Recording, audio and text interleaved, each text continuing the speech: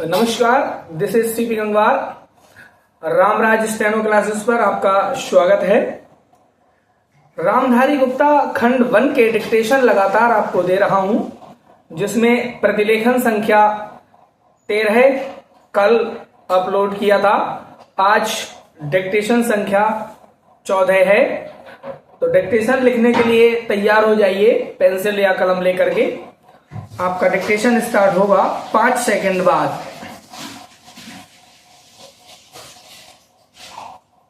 महोदय, देश में जो उद्योग धंधा चल रहा है या देश की उन्नति करने का, देश में समृद्धि लाने का जो वैज्ञानिक या प्रौद्योगिकीय आविष्कार हो रहा है, उसमें भी उसका उपयोग पूरा हो। यदि ऐसा हो तभी मैं समझता हूं कि हमारी पेटेंट प्रणाली सफल सिद्ध हो सकती है। यह प्रश्न उठ सकता है कि किस सीमा तक व्यक्ति के अधिकार की रक्षा की जाए और किस सीमा तक उसके अधिकार का हनन किया जाए, ताकि समाज का अधिक से अधिक लाभ हो, समाज उसका अधिक से अधिक उपयोग कर सके। एक दृष्टिकोण जो इसके पीछे है, हमें इस बात का अभिमान है कि हम 101 करोड़ हैं। हमारी कई जातियां, कई धर्म, कई भाषाएं और कई प्रकार के रीति रिवाज हैं। इस विविधता से हमें लाभ उठाना चाहिए, किंतु आज भेदभाव का भूत हमारे सिर पर चढ़ रहा है। भारत को स्वतंत्रता मिली है, इसका अर्थ यह होना चाहिए कि गरीबों की सेवा के लिए आज तक हमें जो सुविधाएं उपलब्ध नहीं थी वे मिली हैं। जिस प्रकार भरत ने अयोध्या के राज्य को राम का समझकर सेवक वृत्ति से राज्य का काम संभाला था, उसी प्रकार हमें समझना चाहिए कि राज्य गरीब जनता का है और उसके नाम पर उसके संरक्षक बनकर हमें उसको चलाना है। अब गरीब को ऐसा अनुभव होना चाहिए कि हर एक उसकी सेवा में लग रहा है।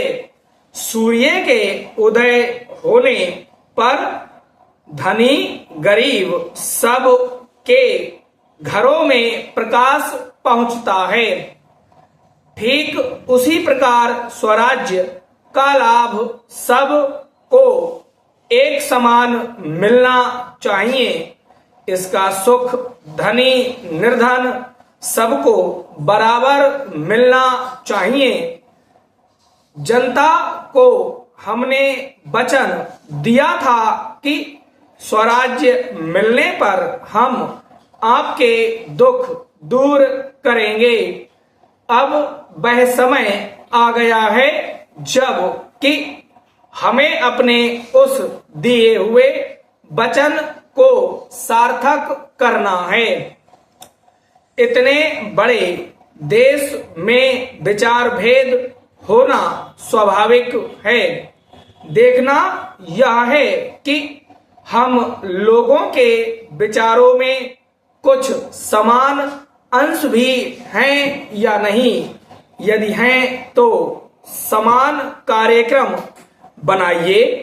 इस प्रकार कार्य करने से हमारे भेदभाव कम होते होते एक दिन मिट जाएंगे और अच्छी बातों का अपने आप उदय होने लगेगा। अगर उसी प्रकार भेद स्थापित करने का प्रयत्न किया गया तो लोग सत्ता के पीछे पड़ जाएंगे और स्वराज्य प्राप्त होने का आनंद हम लोगों को नहीं मिल सकेगा। समाप्त। उम्मीद करता हूं डिक्टेशन आपने लिखा होगा। अगर लिख लिया है तो इसे पढ़ लीजिए और अगर नहीं लिखा है तो इसकी स्पीड 0.75 कर लीजिए, जिससे डिक्टेशन 60 वर्ड्स पर मिनट हो जाएगा। तब लिखें, पढ़ें और उसके बाद पुनः एक्चुअल स्पीड 80 वर्ड्स पर लिखें और उसको पढ़ें। और एक बात ध्यान दीजिए, अभी डिक्टेशन बोलते समय मैंने सबको 2 जगह बोला, सब और को अलग अलग, 2 जगह मैंने बोला सबको एक साथ। एक्चुअली डिक्टेशन में जो शब्द बोले जाते हैं वैसे ही लिखने होते हैं, अदरवाइज आपकी मिस्टेक काउंट हो जाएगी।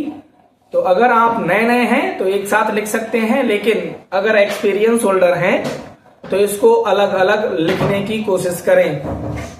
Thank you.